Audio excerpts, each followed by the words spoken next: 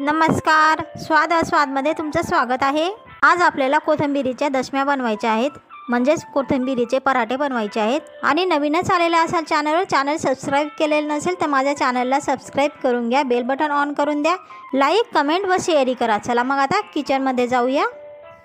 दशम्या करायच्या आहेत ते कोथिंबीरीच्या जुड्या घेतलेल्या आहेत। ह्या कोथिंबीरीला आपण निवडून घेऊ, धुवून घेऊ आणि बारीक चिरून घेऊ। कोथिंबीरीच्या कवड्या काळ्याही आपल्याला टाकायच्या आहेत, ज्या शिजतील अशा काळ्या टाकायच्या।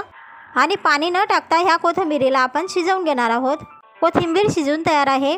आता वाटणसाठी मसाले बघून घेऊया। एक मोठा टमाटा आपण चिरून घेतलेला आहे। एक मोठा कांदाही चिरून घ्या।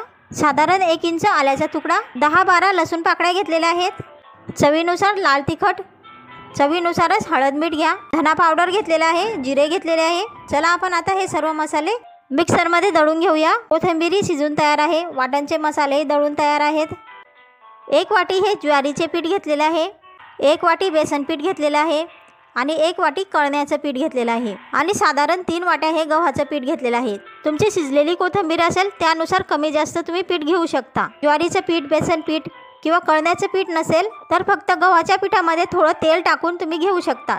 वेगवेगळे पीठ टाकल्याने दशमीला टेस्टी खूप छान येते आणि दशमी ही मऊ होते। आता आपण वाटणचे मसाले, सर्व पीठ व शिजलेली कोथिंबीर पिठामध्ये एकत्र करून घेतलेली आहे। आता थोडं पाणी टाकून आपण जसं पोळीचं पीठ मळतो त्याप्रमाणे पीठ मळून घेऊ। पीठ मळताना थोडंच पाणी घालायचं। अचानक जास्त पाणी टाकलं गेलं तर पीठ पातळ होऊ शकतं, त्यामुळे थोडंच टाकायचं आणि गोळा मळून घ्यायचा। आपला दशम्याच्या पिठांचा गोळा मळून तयार आहे। हे कोरडं गव्हाचं पीठ घेतलेलं आहे। तेल किंवा तूप घ्या। दशमी लाटण्यासाठी आपण एक गोळा तोडून घेतलेला आहे, त्याचे 2 गोळे तयार करून घ्या। आई करते त्याप्रमाणे त्यांना एका बाजूने पीठ लावून घ्या। एका साईडने तूप लावून घ्या। तुम्ही तूप वापरत असाल तर तूप लावा, तेल वापरत असाल तर तेल लावून घ्या। तुपावर थोडंसं कोरडं पीठ लावून घेऊ, त्यामुळे दशमी आपली खूप छान फुगते। आता दोघी गोळे एकत्र करून छानपैकी कडा दाबून घेऊ। आता दोघी बाजूंनी वरून पीठ लावून पोळी लाटतो त्याप्रमाणे दशमी लाटून घेणार आहोत। आपली दशमी लाटून तयार आहे। गॅसवर आपण तापवण्यासाठी तवाही ठेवलेला होता। दशमी तव्यावर टाकण्यापूर्वी त्याच्यावर थोडंसं तूप टाकून घ्या। आता दशमीला आपण तव्यावर टाकून घेणार आहोत।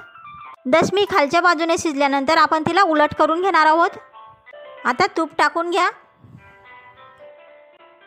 उलट सुलट करून आपण दशमीला खूप छानपैकी भाजून घेणार आहोत। बघा आपली दशमी खूप छान फुगलेली आहे।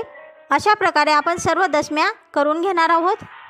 दही, तूप, लोणचं, वेगवेगळ्या चटण्यांबरोबर तुम्ही ही दशमी खाऊ शकता। तर मग नक्कीच करून बघा कोथिंबीरीच्या चविष्ट व पौष्टिक अशा दशम्या आणि कमेंट करून कशा झाल्या तेही नक्की सांगा। नवीनच आलेला असाल चॅनलवर तर अशाच नवनवीन रेसिपी पाहण्यासाठी माझ्या चॅनलला सबस्क्राइब करून घ्या, बेल बटन ऑन करून द्या। फेसबुकवर हा व्हिडिओ बघत असाल तर फॉलो नक्की करा, लाईक कमेंट व इतरांना हा व्हिडिओ शेअर करायचा असेल तर शेअरही नक्की करा। चला मग आता भेटूया पुढच्या रेसिपीमध्ये, तोपर्यंत नमस्कार।